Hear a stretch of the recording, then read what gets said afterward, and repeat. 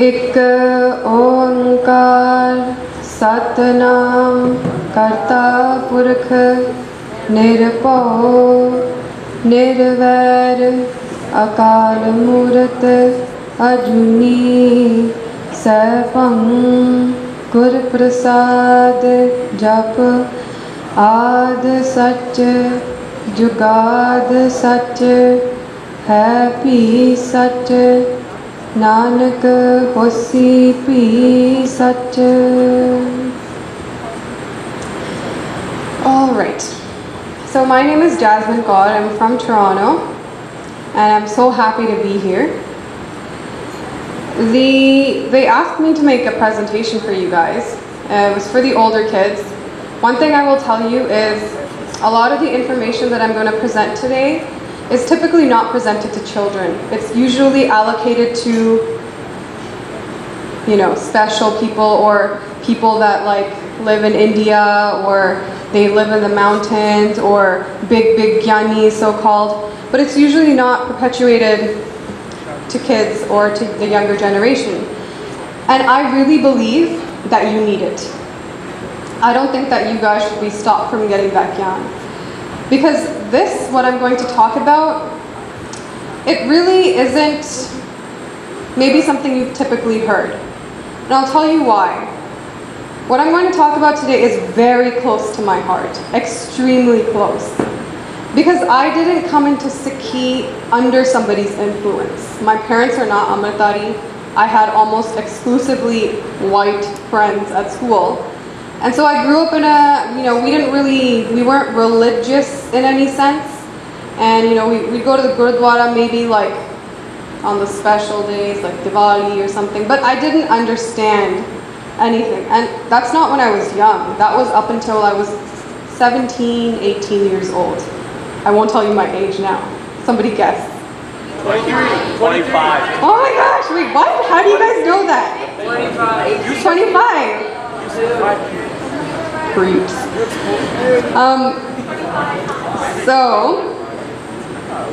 But I was a bona fide stargazer, and I'm still a bona fide tree hugger. Come at me. I used to feel very trapped. I would stand outside the house and I would always look up at the stars and think, the universe is huge. Every one of those stars is a sun inhabiting multiple planets, and some of them might have life on it. And I always used to think that, is this all I can do? I've got an average of 80 years. Do you know how much 80 years comes out to be in days? 30,000 days, that's about it. That's all I have. This is the body that I have, this is the family, the house, and I used to feel like I want to expand out of it, that there's something more out there. And yes, I used to go to school, I used to do whatever everyone else did. And I remember distinctly, how, I don't know if you guys have semi-formals here, but the dances that you go to at the end of the year or whatever. So I used to be on the organization committees at my high school, and I would organize them. So I would be beside the DJ, overlooking everyone, everyone paying attention, blah, blah, blah, or just doing the right thing. But no matter how close I was to that speaker, banging in my ears, no matter how much dancing, no matter how much music, something was always missing. And I used to ask myself that there's some part of me it wants to expand out. There's something more to this. Because I used to look at people, and people that seemed very happy, they looked very good, they were on top of their game, good grades, good looks, driving their parents' money-bought car to school, whatever. But they weren't happy. Not happy in their essence sense. So the inside of me was always there's something out there. My entry into Sikhi came through Japji Sahib. And it was a direct relation to Guru Nanak Dev Ji. Because when I looked at Guru Nanak Dev Ji, I said, they can give me what I've wanted. And it wasn't, my parents were very shocked. They thought, where is this coming from all of a sudden? And I told them, I need to take Amrit Mom. I have this pull towards Guru Gobind Singh Ji. I have to become his. And they were very scared. They're like, you never keep your hair, you know, you eat meat still, you don't even know how to read Gurbani, you don't know how to wake up in the morning, all of this stuff. And I said, I'm willing to give it up, it's fine. And I did. I remember that I bought my tickets for prom, I'd done everything, and I made a strict decision about 3 days beforehand. And I said, no, I'm not going, and I'm not cutting any case on my body at this point. I'm done with it. And I gave myself a challenge. Can I really do this? And do I really care about people's opinions still? I used to experiment with myself a lot and challenge myself as a fun game. Because I was, at a very early age, I kind of lost trust in people. So what people said wasn't really an influence to me. I was more of the type that I can influence you, you can't influence me type deal. But anyways, I did it, and my spiritual journey got deeper and deeper and deeper, and I longed and I longed and I longed, and my parents were like, yeah. The day I took Amrit, I know how much I cried, I begged, because for 2 years I couldn't take it. The day I took Amrit, I was so scared because I was sitting in the Amrit ceremony and almost everybody there knew each other. There were either the kids of their parents were there with them, or they had some kind of support system. I didn't even know how to tie a vastad. That's apparent. I didn't know any of the rules. I went to the Gurdwara person, like, what do I need to do to take Amrit? They're like, just, you know, tie a vastad, make sure that you can open it from the top. They're gonna do whatever. And I'm like, okay, yeah, that's fine, done. And I didn't know, no one in my family could help me either. And I remember coming into the ceremony, I tied a really crappy looking vastad. And I put a chunni over it to cover it up. I didn't know how. And you know what happened once I got there? So there's usually like a peredar, like a garter person. And he looks at me, he's like, look, Bibi. And he tells the entire crowd like this. Oh, look at this Bibi, she's wearing a vastad. And I was like, okay. And he's like, hey, all you girls, you should wear the star too. So he gives me a whole bunch of surope, and I'm like, okay. And he's like, tie them on everyone. And I'm just like, I can't. I don't even know how I got this on. I didn't know anything, but there I was, doing prachar somehow. And the moment I was sitting in there, I think the last third person that entire day. It was a 12-hour day that took Amrit. And the entire hours was like, leave, Jasmine, leave. Like, I felt this pressure that I wasn't good enough. I don't know what they do. I don't even know how to read and write. But the moment it happened for me and I took Amrit, it was almost exclusively, that thing came back. I'm like, it's not about the people, because I've dealt with people before. It's about my Guru. And this entire illusion, this entire thing of that you can't do it, it just washed right off. And I went into the darbar that day and I said, Maharaj, I don't know a single Amritdhari person. I don't know what the code and conduct of anything is. In fact, I don't even know how to read and write Gurbani, period. I know nothing. And I asked Guru Nanak Dev Ji that day that I want you personally to lead me into this journey. And I tell you, it was the best ardas that I've done because they've come through on their promise. I think the next day, someone came to my house to teach me how to tie the stud. And in Toronto, like, I'm not saying the stud is mandatory, by the way. It's not necessary. Yes, it's necessary to cover your head, and we'll cover why. But in Toronto, there's just this thing that everyone wears a stud, so I just did it. But if you wear a chunni, that's totally fine. And sometimes I wear a chunni too. I'm just kind of used to wearing the stud now. And the other thing was, and then 2 weeks later, a group of kids got together, Amritdhari kids, and they invited me to their meeting through the university. Bam, I had 30 new Amritdhari friends, a whole new Sangat that was very inviting. A couple weeks later, I got this Kirtan teacher that you can almost never find like space in her class to come into. And she took me on, and I didn't know how to read and write. Do you guys know what happened to me?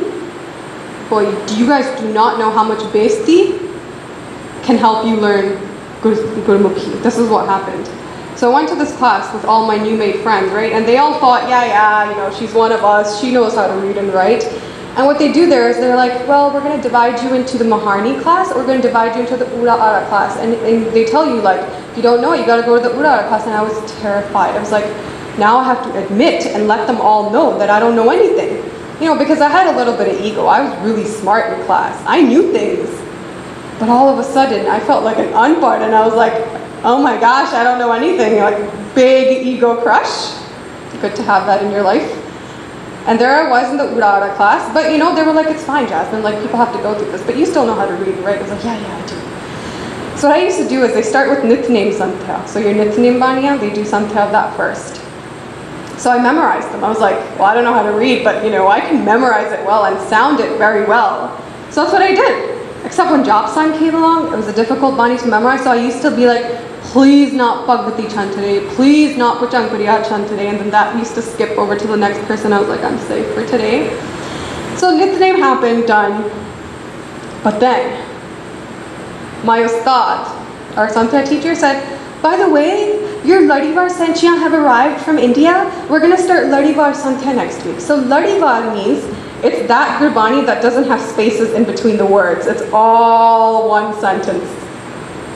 And my heart dropped inside of me. I was like, oh my gosh, this is it. You're going to be exposed. People are going to hate you. Basti complete. That's it. You're done. So then we started it the next week. There I am looking at, like, first of all, don't even know the words, but now I'm looking at them without spaces in between them. But it's okay. We start off with Japji Sahib. We start off with Kirtan Soil and Radas, right? I knew that by heart, so I was fine for a few weeks. Then came City Dog. And I remember sitting at home practicing so much just so that my Basti didn't happen. So I'm telling you, anybody here really wants to learn how to do something, put yourself in a really uncomfortable situation because the learning will happen really fast. Your natural desire to protect your ego is very strong, so use it to your advantage. So there I was, I practiced so much that actually I was able to read at an almost equal pace. I was a little bit rough, but almost equal. And as I did it, I'd say within about a month or 2 months, it was all just like reading English. And I couldn't believe it, that quickly my progression was happening. And then I started meeting these people that weren't just, you know, people that say, yeah, you should do Nam Japana, you should do this. These people did it. And they weren't like the hardcore type of people. They were the types where when you sat with them, you felt at ease. You felt peace. You felt good being around them. And I started to get this sangat that. And my own inner transformation started happening. And all this within just maybe a year and a half. So that's how quickly you can progress. If you're ever haunted by the fact that if I dive too deep into this, I won't be able to handle it, it's not true, because I've been through it and you can handle it, because the Guru is going to be now taking you in. But despite all of this, it didn't really wow me. Oh yeah, you wear this thought, great, you wear a kipan, yeah, great, okay, wonderful. But it didn't wow me yet, because the reason I connected to Guru Nanak Dev Ji was for inner transformation. You know that moment of clarity thing I was talking about? That happened. I said, hold on, what the heck am I doing with my life? And so this inner enlightenment, this inner sensation, it hadn't happened to me. And I was crying for it. A lot of other things happened. My story is long, but I was eventually able to go to very high-level people who had read. See, within 100 years, our Panth has changed quite a bit, but before 100 years, there used to be these institutions all around Punjab that would teach from these granths, these really high-level granths that were written in, for example, the 52 kavis that Guru Gobind Singh Ji used to keep with them. They knew Farsi, they knew Arabic, they knew Sanskrit, they knew how to read Hindi. That was considered normal. They knew Brij Bhasha, they knew Gurmukhi. And so some of these granths were in those languages. And you think Ladivar Gurbani is hard? Try Ladivar Sanskrit. You know, the first day I read Ladivar Sanskrit after learning Hindi, whatever, I bowed to Guru Nanak Dev Ji and said, thank you for coming up with Gurmukhi. Thank you so much. Because in this day and age, I did it through some force and some practice, but it's not something someone who doesn't have time on their hands can do. Anyway, so a whole bunch of stuff happened. I was going to become a doctor.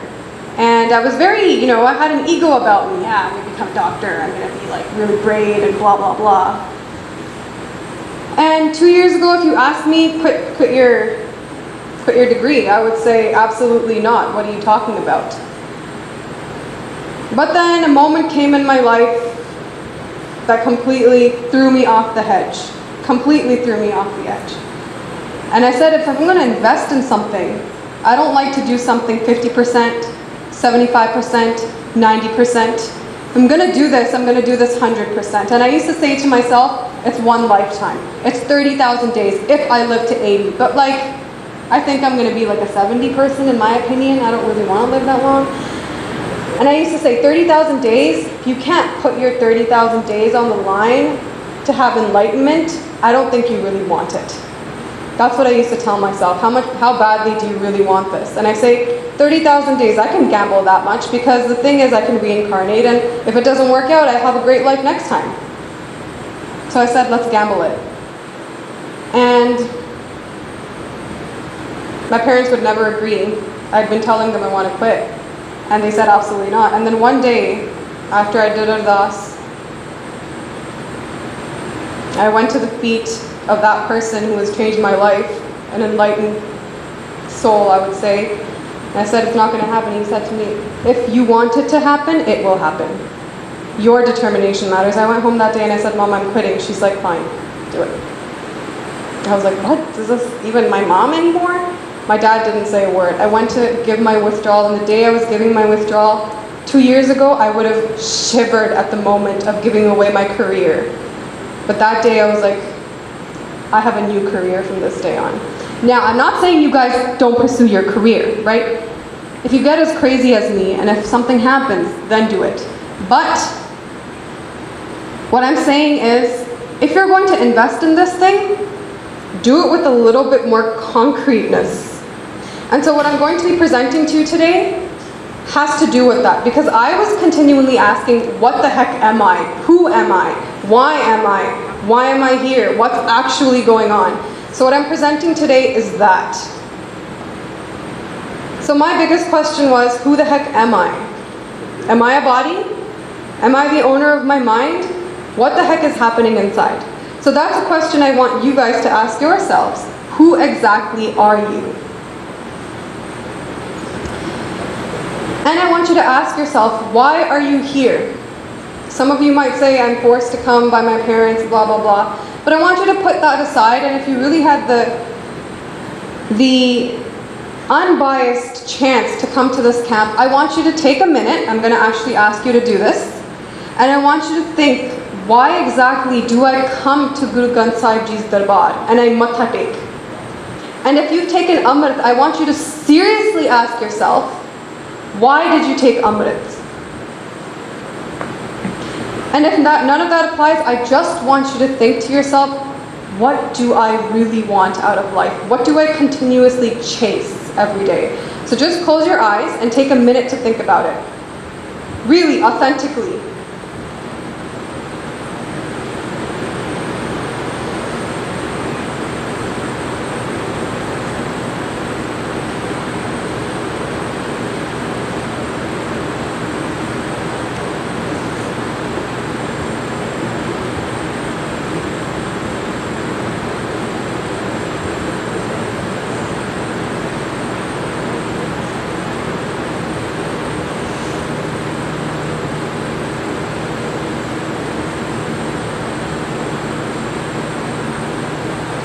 Alright, so I did this with myself before I took Amrit. Then I asked myself, what do you actually want to know? What's this?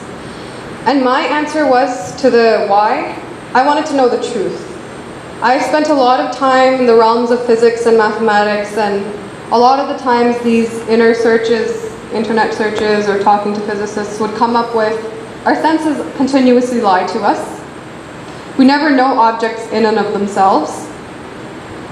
And all of this out here is actually a massive illusion. This is how I got it from the perspective of physicists. So I asked myself, what the heck is actually real? It used to bother me so much that Guru Nanak Dev Ji and all of the gurus keep saying that all of this is false. Drishtman hai sagal mithena, all of it's mithya. And then I said, if all of this is mithya, which I can see directly with my eyes, then what the heck is the truth? So that was my why. But I want to ask you guys, what is your why? Does anyone want to share what their why is? It could be, I want to have fun, I want to have happiness, all that stuff. Anyone want to share their why? Don't leave me hanging. Please. Do you want to share your why? Alright, the reason why I'm following this path is for mostly happiness, and it started out like with my parents because, but then gradually I started getting closer to forming my own path and making a journey for myself, I guess, to like a better future. Solid answer. Oh, you want yes, you got forward. Okay, so my why was why did you take Amrit? And I would say I took Amrit say for what he said for a better future, but Guru Gobind Singh Ji also told his Singhs when he was traveling. He said, go look for a peepal tree, and he said that when the peepal tree grows bigger than the other tree, then the Khalsa will rule the world. So, and the peepal tree is almost at the same height of the regular tree. So happiness and some coolness that comes with ruling the world. Anyone else? I started following this path because I wanted to stop wasting my life trying to find something that would make me happy for a short period of time. So then you're looking for happiness in this path instead, or are you looking for something else? I'm looking for happiness.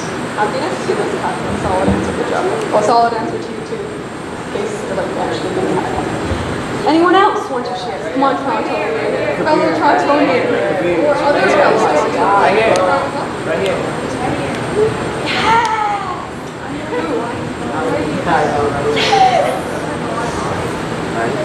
Yeah, say it. Yeah. So It feels loud here, but if you look at you, put it near your... okay, so I think one of the reasons why I started following this path is because I wanted a permanent connection.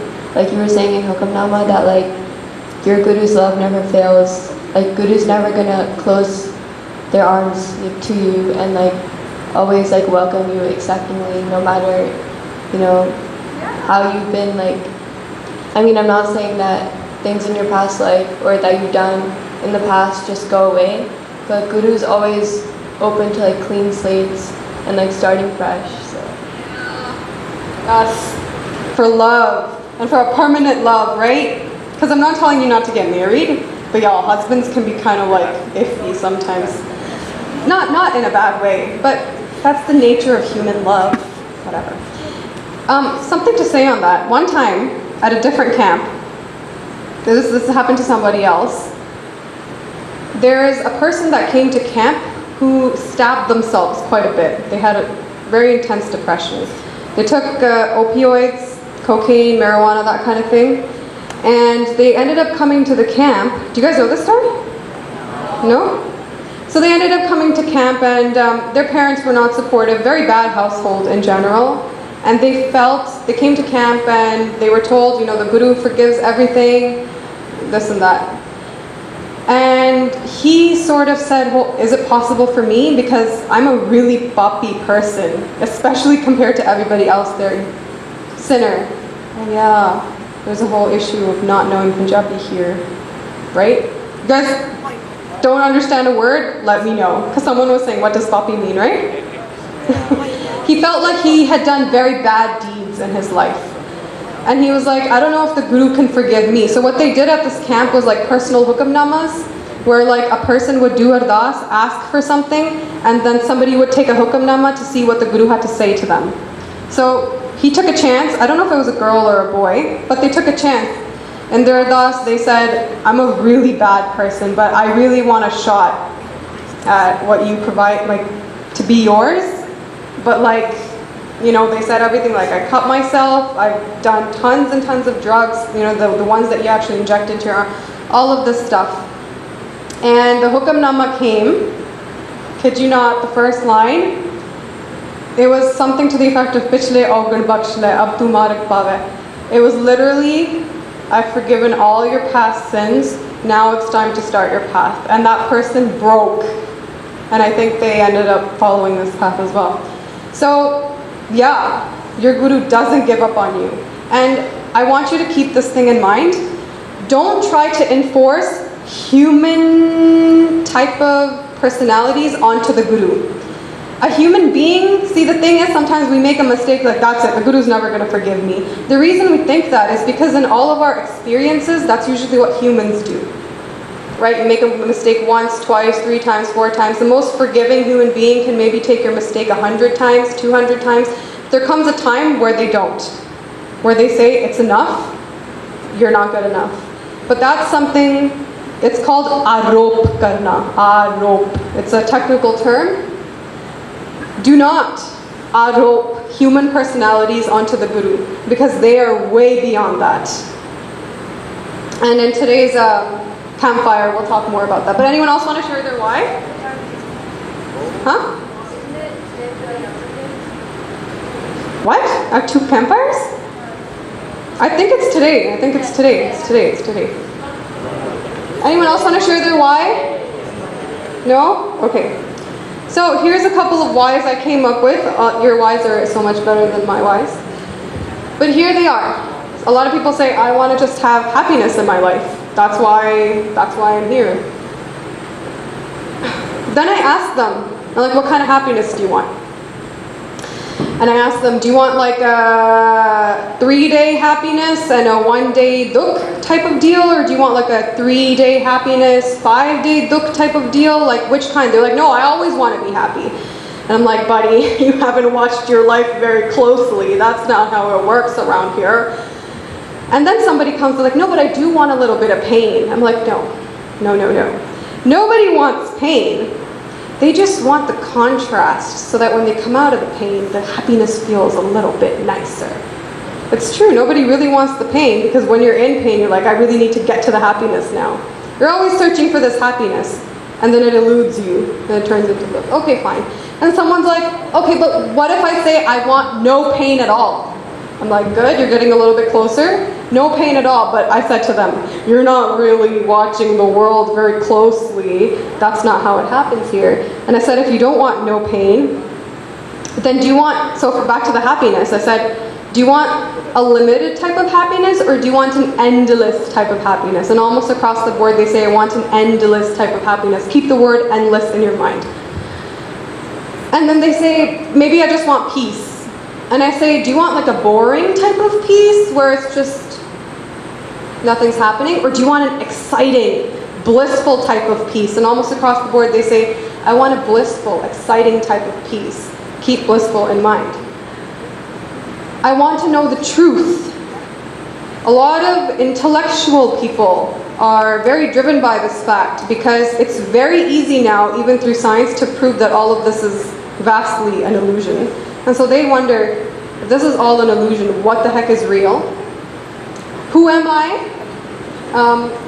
Why am I here? What's the purpose of my life? So you guys remember how I just did that thing where you're born, you play, you go to school, college degree, money, kids, family, all of that?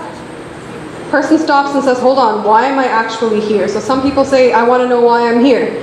Some people say, I want to know the mystery of birth and death. I'm going to play a little riddle with you guys. And I feel like there might be a few people that can solve the riddle here. So here's a challenge. Ready? Listen closely. Has anyone here ever seen themselves be born? Have you seen yourself be born? You have? In video doesn't count. I'm talking about at the moment of the birth.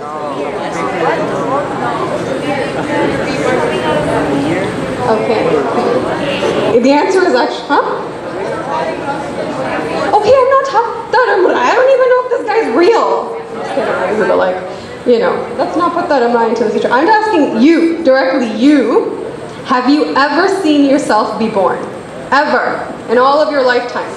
Screw the other lifetimes. This lifetime, did you see yourself be born? Did anybody see themselves be born? Not video. I'm talking about the moment you were actually whatever. So no one, at the moment that you were so-called people saying being born, did you see yourself be born? So,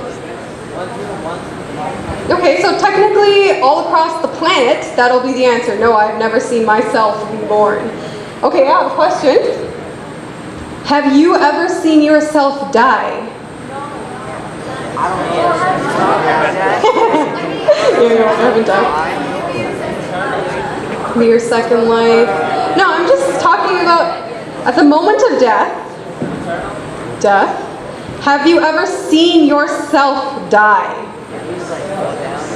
Here's the conundrum. Here's the actual issue with this question. Yeah? Huh? You saw yourself die? I'm not talking about metaphorically here. I'm talking about really, really, really. Huh? If you look in a mirror when you die. Okay. All of your questions, I'll tell you the issue with all of your answers. Here's the conundrum. Listen to this carefully. If you are watching yourself be born, this is terrible. Here's yourself being born, and here you are watching.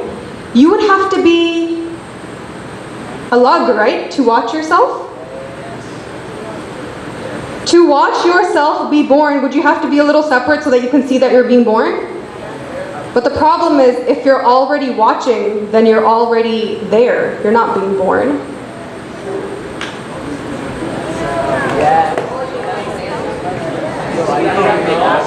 It's a hard riddle. Get your focus. Shh, listen.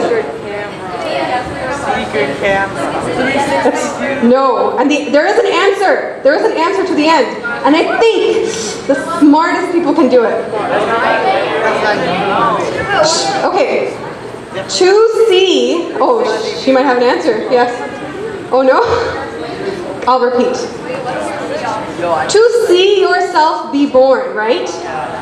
Would you have to be a little separate to see yourself being born? Right? So if you're seeing yourself be born, you're already there. So you're not taking birth. You already exist. The body is being born, but I never said, have you seen your body be born? I'm talking about, have you seen yourself be born? And the issue is, every time, no matter what situation you come up with in your head, you're going to say, oh yeah, to see myself being born, I would have to be separate, right? You would already have to be alive to see yourself be born. Okay, so in depth. If you watch yourself dying, would you have to be there watching? So then if you're already there, are you dead yet? You would have to be alive to see yourself die. So the answer to the riddle is, yes! Oh my gosh, first time! Wait, third time? Oh no, at a camp, somebody answered the question right. I've given you enough information. Think hard. You always have to be alive to see yourself be born or die. I can't hear you. Not the video game. Come on. Real answers. Yeah. I know. Yeah? Okay, the answer is ready? We have the answer up here. They got it. You are never born and you never die. You are immortal. That's the answer. Okay, I want you to actually think about this hard. What's the only other phenomenon that we know that doesn't die or be born? Vaheguru. Do you know what Gurbani says? सो प्रभ दूर नाही, प्रभ तुम है.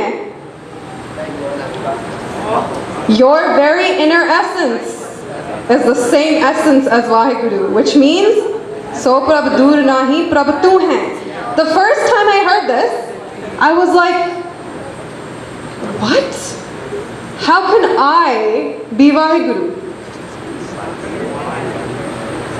So when I asked you, that was an offset riddle, not part of my presentation plan, but now let's get back to the actual slide.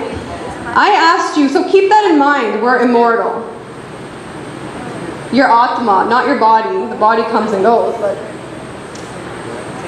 the why, the way that Guru Granth Sahib Ji answers this why is this.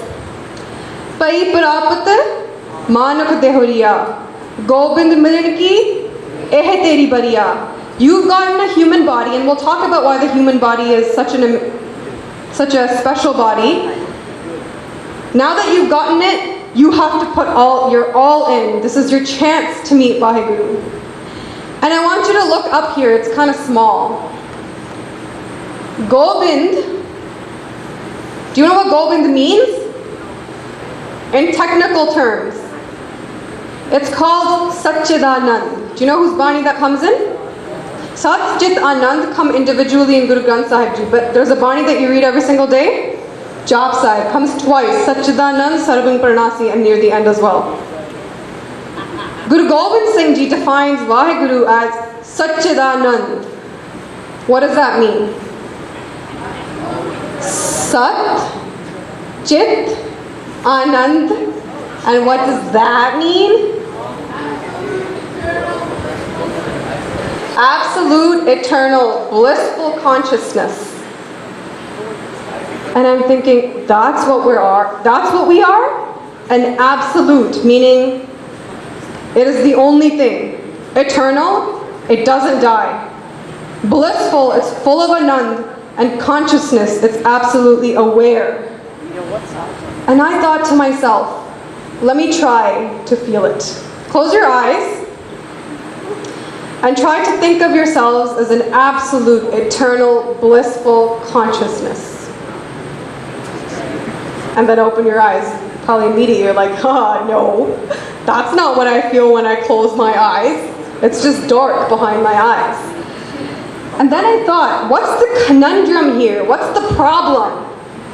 And I thought to myself, an absolute, eternal, blissful consciousness has no form. Think about it. What does Guru Gobind Singh Ji say? Chakar chehan ar bar najat ar paat nahin jehe. This substance that we're talking about, Nirgun Vaheguru, has no form. And when I go inwards, the only thing I can identify with is a form. I remember when one day, it really hit me that what Maharaj keeps telling me is that I'm this substance, this Chakar Chihin Arbaranjat. I'm Satchidanand Sarup. And I went in and I said, and I started to cry. I cried and I cried. Because I just, walking back and forth in my room, like, how is it possible that I cannot identify with the form? Every time, even while saying Vaheguru, I'm always aware that I'm there. There is always me in some type of body, whether it's this body, whether it's in my energy body, whether it's in my mind's body, I'm always there. How can I identify as something that's formless when for lifetimes and millennia I have only identified myself as a body? And it hurt a little bit, and it hurt. And then I understood what the difference between effort and grace was. The only way you can transcend a body and go into being absolute consciousness is through kirpa. And we'll talk about this at the very end. I really, really hope I can finish this presentation, because this presentation becomes a diamond when it's complete.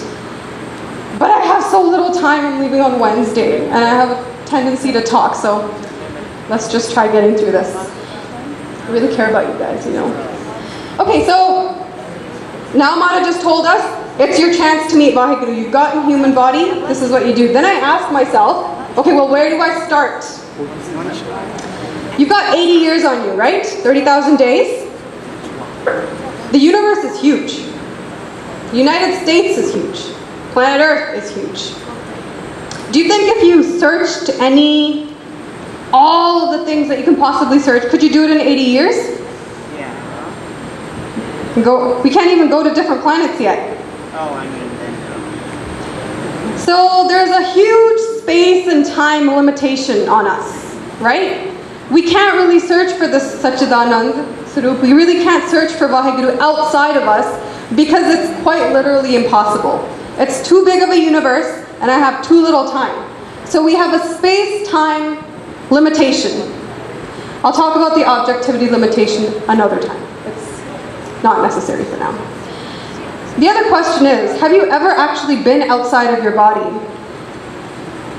We're trying to figure out a place that we can start searching for Vaheguru. Have you been outside your body ever? I haven't been outside my body. Have you been outside your body?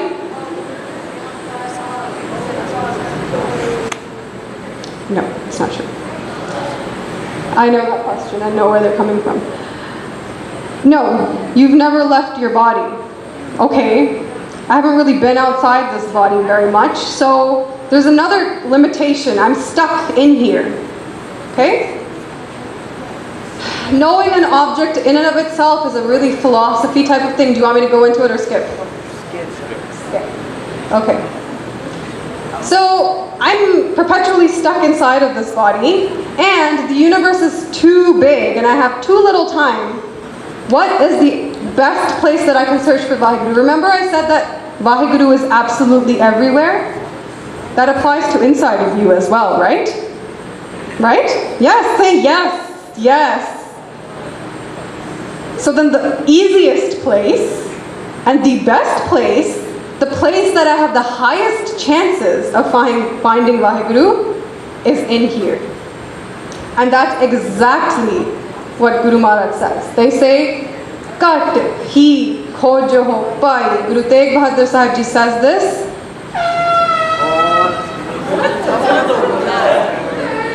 What is that? Huh? Class is over? Oh, it's a little break. Do you guys want a break? Okay. 5-minute break. Is that what I'm supposed to do? Okay, wait, let me finish this thought before you leave. Right? End of the thought process is we need to start searching here, and it's the only place that we can search for Vaheguru. Okay? Alright, come back after 5 minutes. Vaheguru Ji ka Khalsa, Vaheguru Ji ki Fateh.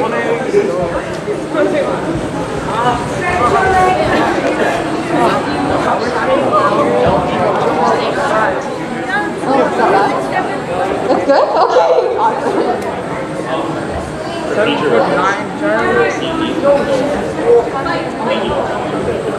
Oh, you I think can actually want go on your feet. Do you think they're enjoying this or is this too intense? There's a camera right here. All of you know what I'm talking about. Ready? No, stop.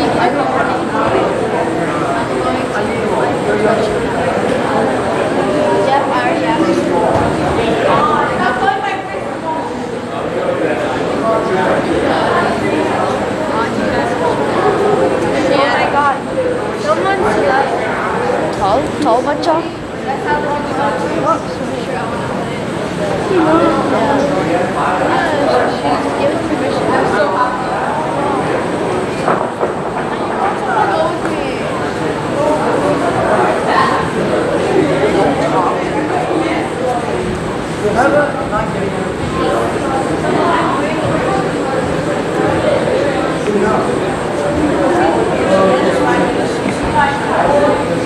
up with me.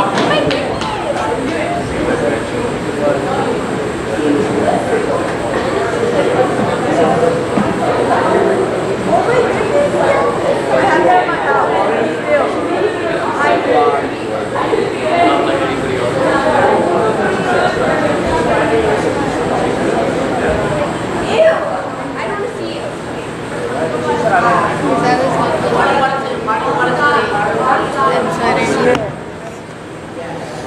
Yeah, I like your answer. What's up, Brom? I really like your answer, Brom. What's good? Yeah. Like, it enlightened me. Like, I'm a whole new person now.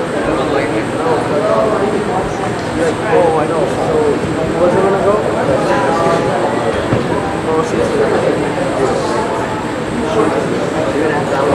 Oh my god. This is why all my streets snow. Wait, where's my sleigh? I mean, this year. Okay, it's okay.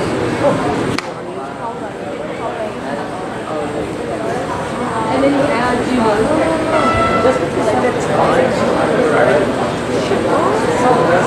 I think break time is well, I guess someone stuck in my flight. Wait, what?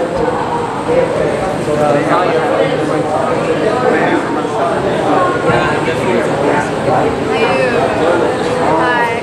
Oh no, it's not responding. I literally jumped on you. No, right now. Yeah, no, I was like, no, like,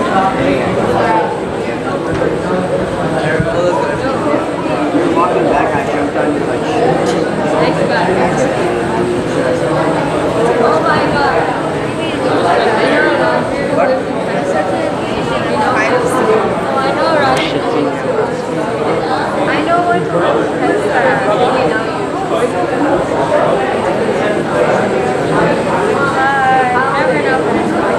Are you in this character? Bro, you're really good.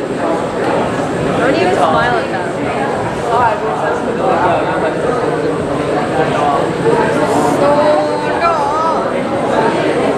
Bring it back to you. Buddy's buying his jacket. Yeah, I'll just somewhere, bro. I'm like, you're not gonna hide it somewhere, bro. You gotta get me in the box, bro. Because you're not even installed. Someone here's the Wi-Fi password for you. Rain. I think you might be fine.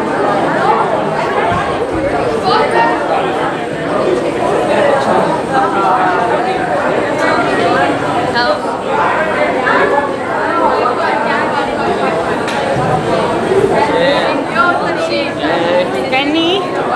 Family friends? All right, Waheguru Ji Ka Khalsa, Waheguru Ji Ki Fateh. Welcome back. Please get seated again.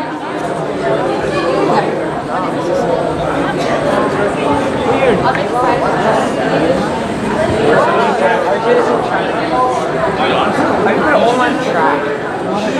No, I'm not that. I mean, I'm fast.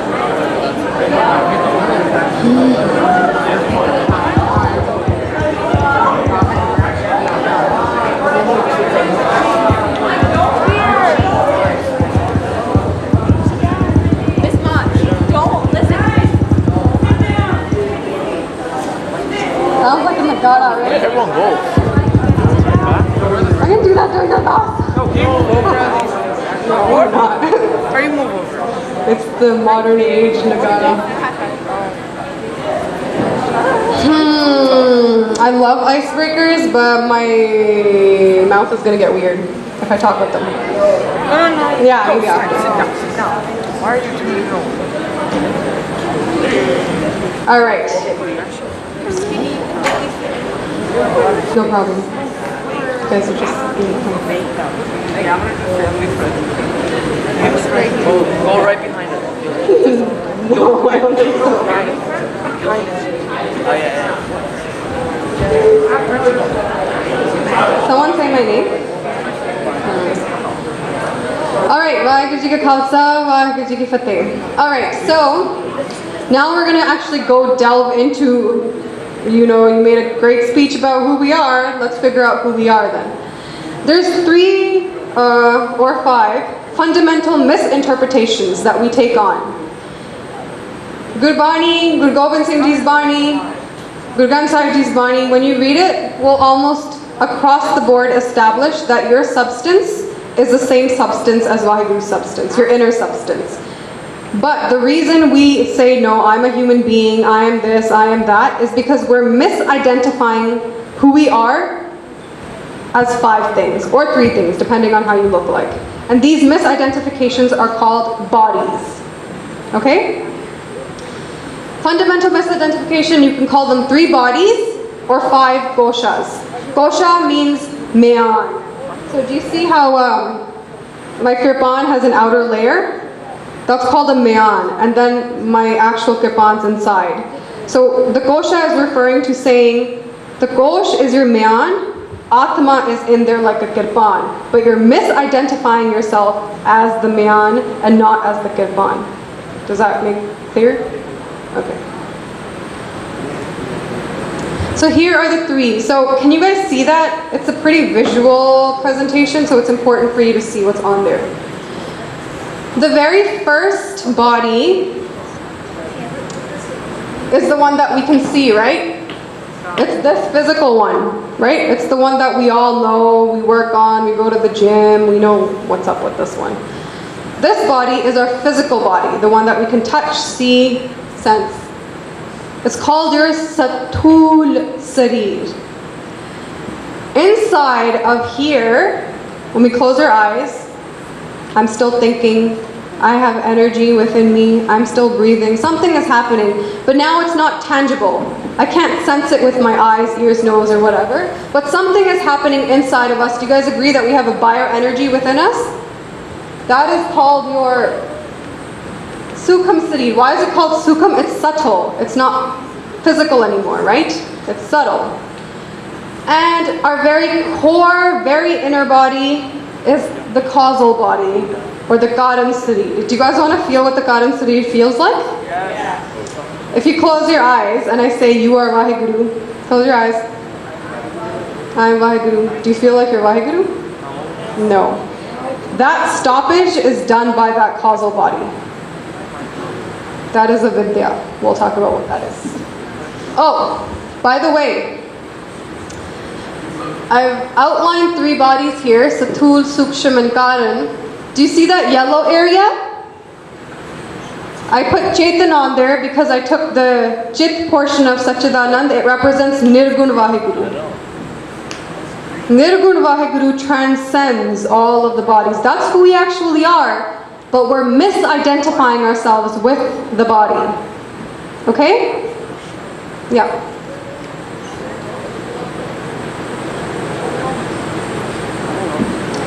We're not going to go into that stuff. I'm just going to try to open up your misidentification. See, I know where they're talking about. So what he said was, we learned this at a camp, the belly button ties it. It's not an issue to learn that. But it's only important for you to know that the belly button ties it if you're going to use some type of meditation technique on your belly button to untie them. Do you agree with me? What's the use of knowing that they're all connected by the belly button? What are you going to do when you go home with that? Anyways, don't worry. Okay, so what happens is the 3 bodies get divided up now. The physical body is made up of primarily food, right? You agree, you were once a little zygote, then your mom ate a lot of food, and then you became a body, and then as you're growing, she fed you more food, and now you eat food like 6 times at this camp so that you can maintain the body. So this body, this physical one, was called Annamay Kosha. An means food, right? Annamay Kosh, it's the food body. The subtle body gets divided into 3, the Suksham Sarir. First one, right underneath this physical body, is your energy body or your vital body. How do you feel that one? The breathing action happens in that body. All of your life force is in that body. For example, outside, you guys were doing jumping jacks, right? And your breath was starting to increase. More oxygen. You're getting energetic. Why? Because you're in your energy body, right? We'll break these down way more. I'm going to go into them. Then the one that's right behind your breathing or your energy body is your mind, your mental body. Because even if you stop breathing, or you breathe long breaths, you can still be thinking, right? Thoughts are still coming. And so a lot of layers of thoughts, many, many thoughts that you've had since you were born. Your mom and dad taught you a language, your friends taught you this is how you should look to be more accepted in the world, this is how you should do this is the religion that you should follow, this is the food that... All of these thoughts made a layer inside of you, and that's called your mental body. Then, finally, even behind the mental body is the watcher of everything that's happening. Sometimes, when a person gets into an accident and they're in a lot of shock, their outside body's not moving, they stop breathing, and they become completely thoughtless. They go into their fourth body, which is called the consciousness body. They're just, or you can call it the awareness body. They're not thinking, they're just aware. Sometimes in really high levels of relaxation, you've gotten everything that you wanted and you're just relaxing, doing nothing. Sometimes naturally, you will stop breathing, stop thinking, and you'll just be aware. Then you'll be in this body. By the way, this body is the least developed in human beings. And this body is what differentiates you from animals and human beings. So you could take that as what? It's like Maharaj keeps saying, why do you keep living like an animal? There's a reason why they always say that. Anyways, then the final causal body is made out of ignorance. It's made out of something called, Maharaj always says, agyan, not knowing, ignorance. But sometimes ignorance is bliss. And in this body, you are the absolute closest to Atma or Vaheguru. And that Atma starts shining through. In this body, you experience bliss. Absolute Anand. So sometimes,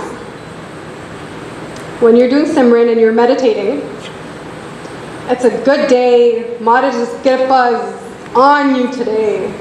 And you just sit and you do start doing Simran or some kind of dhyan. You'll almost come to a state of, you're not really feeling that you're bodiless. You're feeling almost a little bodiless. Sometimes if you notice highly advanced, no, I wouldn't say highly, people that do meditate or do Nam Simran, sometimes your breath stops. Because your mind is literally wanting, and we'll talk about why your breath stops. And then your mind becomes thoughtless, and you're just aware. But the awareness body is such that the bliss shines right through and you feel Anand, Anand, Anand. When you experience Anand before Brahmgyan, so Brahmgyan means the same thing as enlightenment, merging with Vaheguru, darshan of Nirguna Vaheguru, Nirvana, Nirban. So they say Nirvana in Buddhist terms, we just add a B. Mara says, Ustas Ninda Tyagya Khoja Pad Nirvana. Welcome to Punjab. We like the B's more than the V's. Right? So they call it Nirban, enlightenment, self-realization. All of these terms are the same. Brahm Gyan, same thing. When you're meditating and you feel Anand, but you haven't merged with Vaheguru yet, you're feeling that Anand via the bliss body. Post-enlightenment, it's a different thing. We'll talk about that. And again, like I said before, Vaheguru is transcending all of these bodies.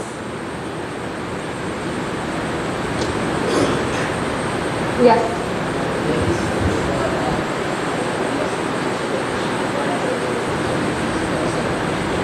Yeah, so I'm showing them up as shapes. They're not shaped. Other than your physical body, they're not in shapes.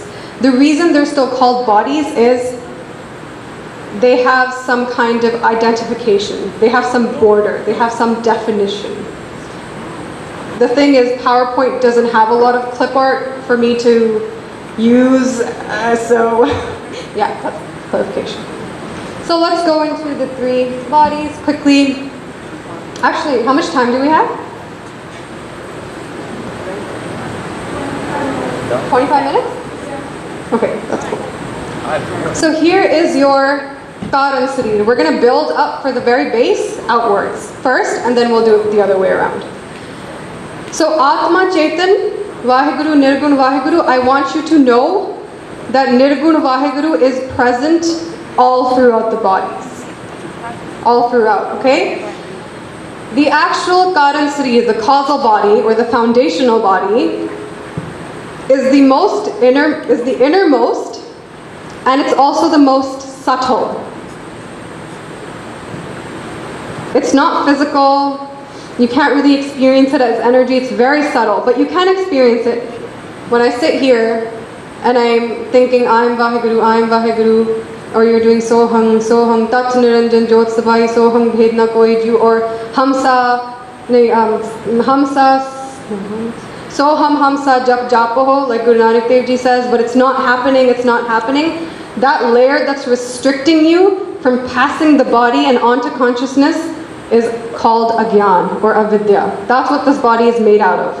That's how subtle it is. But you can still experience it. Composition.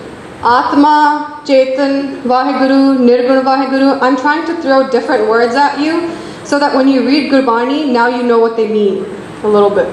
Atma, Chetan, Vaheguru, Nirguna Vaheguru, they all mean the same thing. What is it made out of? Composition, avidya or agyan, that ignorance that you're something other than Vaheguru. And what is that ignorance made out of? Rajagun, Tamagun, and Satogun. Gursev Uncle Ji, right? Is that what you call them by Gursev Singh? They keep mentioning these 3, so I was like, might as well explain them a little bit. That causal body is made out of Maya, if you want to take it as a direct thing, because you might not have heard the word avidya, or you might not have heard the word agyan. But the word Maya comes up a lot in Gurbani.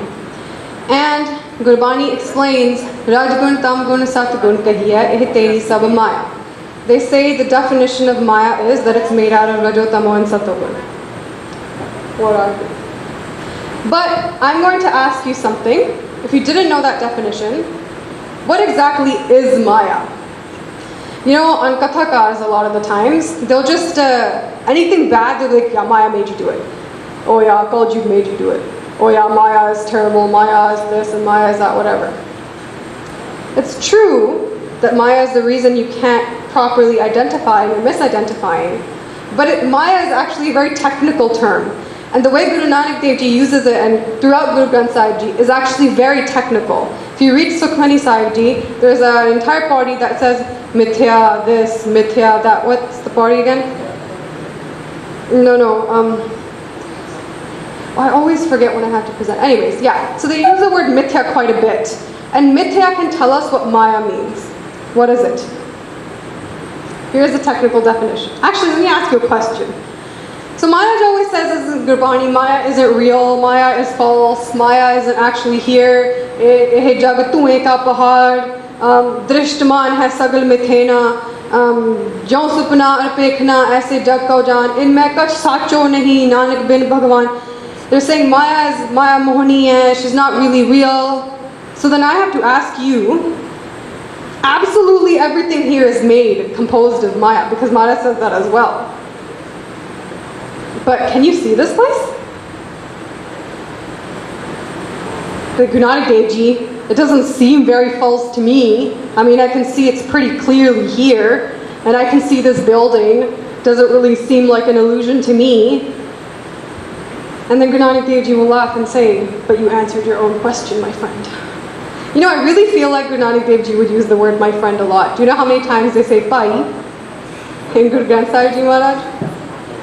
I love them. And this is the issue with illusions, right? They're not real, but they can be perceived. This entire world can be perceived, but doesn't mean that it has to be real. Why?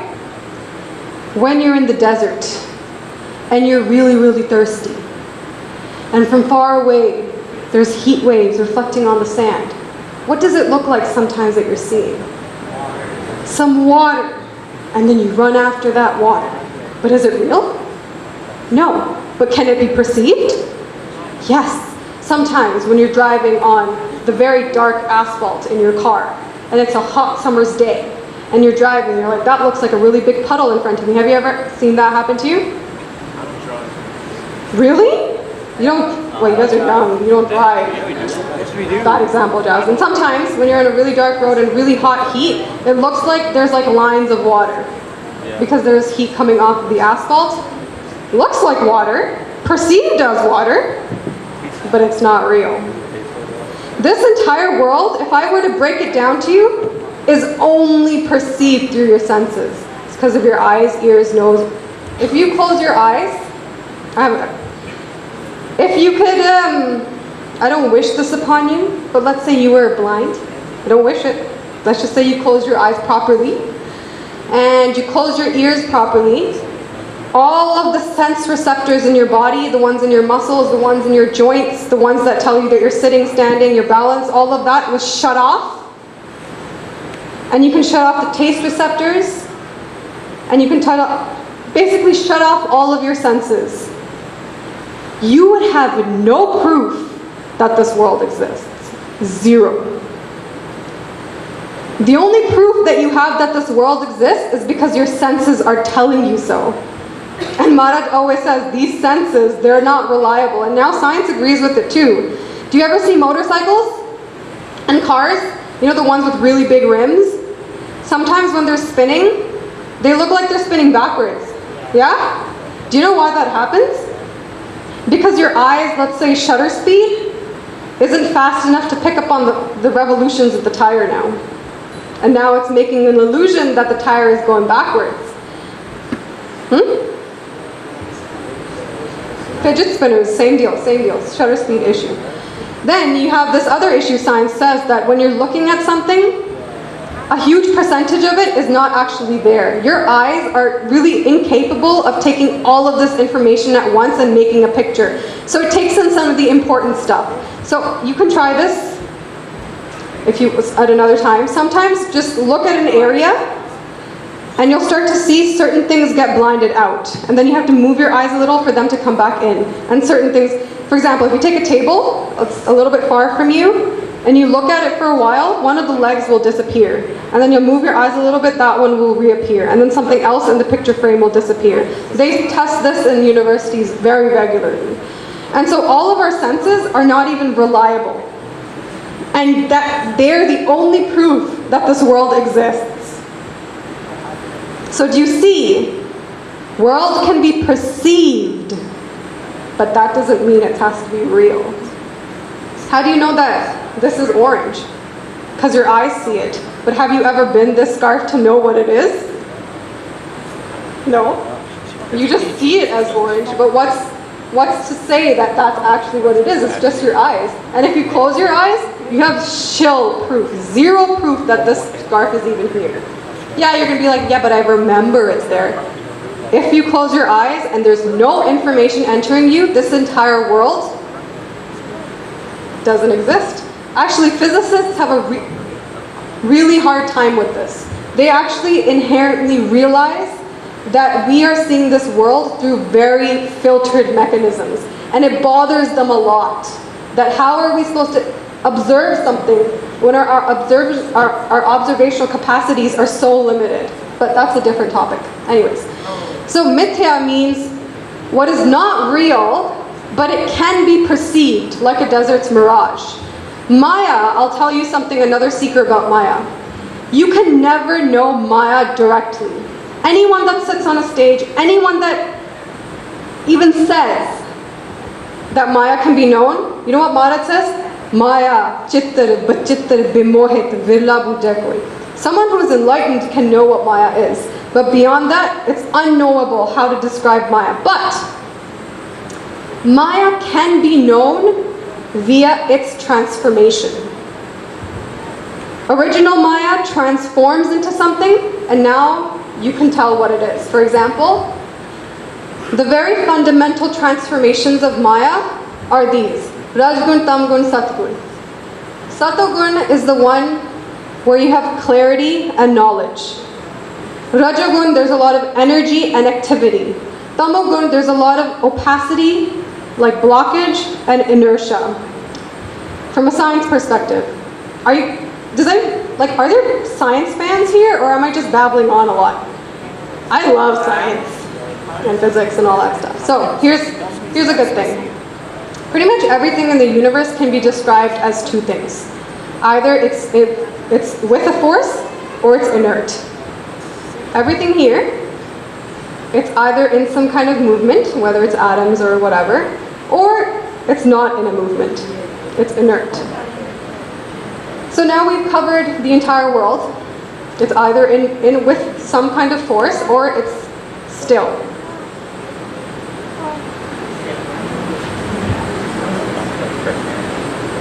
You can make that assertion as well, but then you would have, at the moment gravity opposes the expansion, you would have a moment of tamogun in there, right? Just by the nature of acceleration and deceleration, right? Trust me, I love it so much, I can just talk about it all the time. Anyways, so Rajagun, force or inertia, these two things are what are making up the entire universe in different transformations. But let me ask you something. If all you had was a whole universe made out of forces and inertial moments, what's the point if there's no one there to observe it? Satogun is that quality that allows you to observe the entire creation. So you see why you need three for the creation. Everything can be explained in forces and inertial moments, but now you need someone to observe it because it'd be a huge waste otherwise. So that Satogun quality causes observation. And I know a lot of people talk about Jotapad. Let me tell you something. Just because it says fourth state, it does not mean it's an exclusively fourth state. Satogun can exist on its own, Rajagun can exist on its own, Tamogun can exist on its own. The fourth gun is not a separate entity. The fourth Jotapad refers to Vaheguru that is transcending all of these gunas.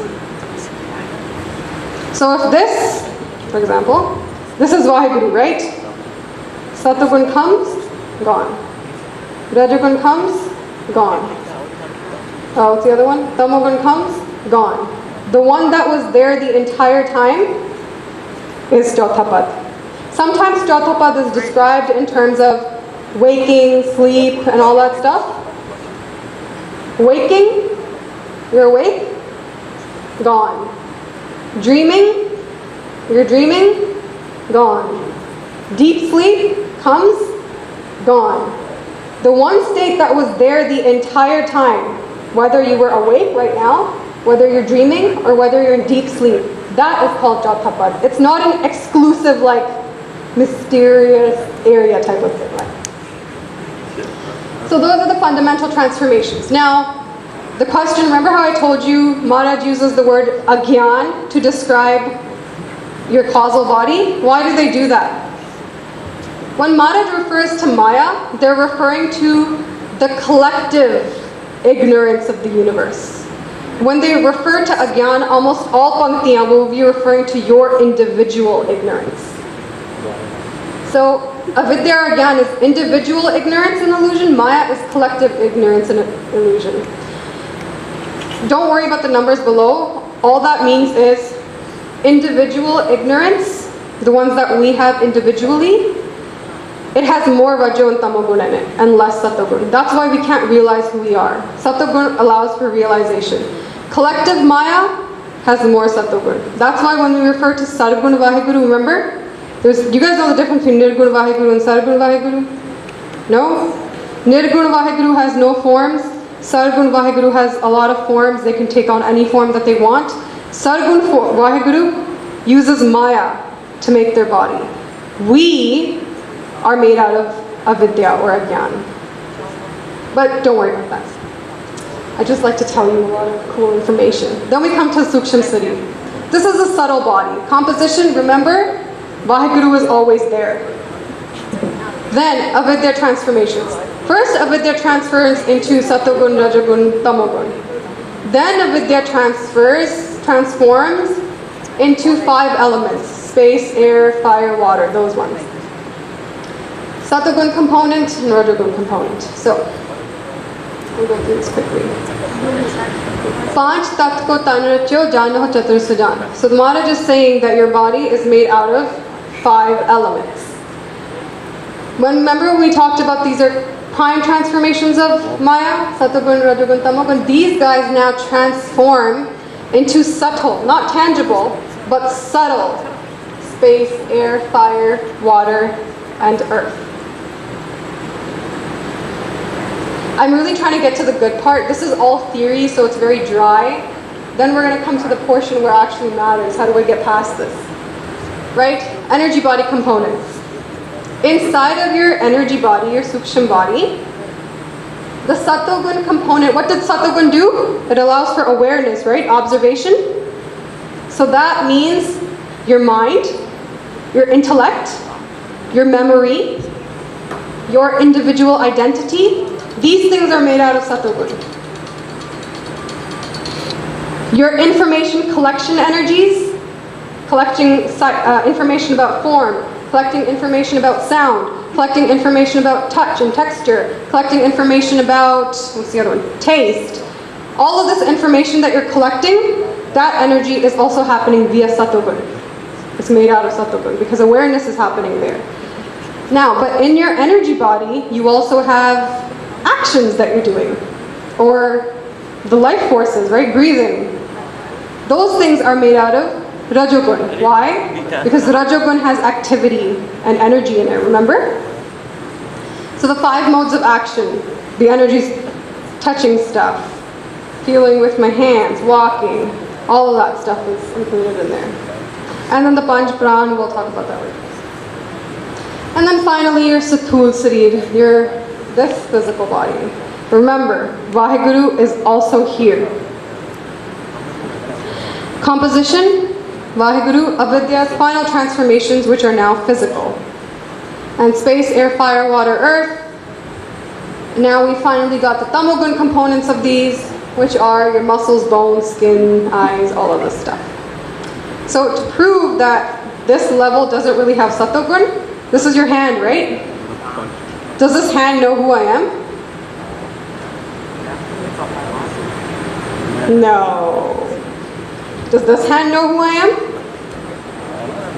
Does it know who I am? No. Do your feet know who you are? Isn't that so interesting? I've been telling myself I'm this body, but this body doesn't even know me. Right? Alright, then we're going to go into koshas. What time is it? 5 minutes. Alright, I think that's enough theory. From starting tomorrow, we're going to actually break down stuff, and then how do we transcend it? If it's the physical layer, how do I get past it? It's at the end that all of this becomes so mind-blowingly interesting. And all the Gurbani Panktiyan, I promise, there's so many Panktiyan and Gurbani where I used to constantly think like, what does it mean? The end of this presentation will answer those things. So just hold on. Theory is dry, but it'll get better. Any questions for today? About anything? I did biochemistry. I really wanted to do physics and astronomy and like quantum theory and stuff like that, but I was too scared that I wouldn't get a job. That's usually the problem with everything. So like I chickened out and didn't do it, but I did it on the side like as elective courses. Yeah, biochemistry is boring. Any other questions? Anything else that you wanted to ask me? Any cool stuff? All right, then I guess you guys are good to go. We'll meet you back here tomorrow and we'll continue. Today's a campfire. Yeah. All right, Vaheguru Ji Ka Khalsa, Vaheguru Ji Ki Fateh.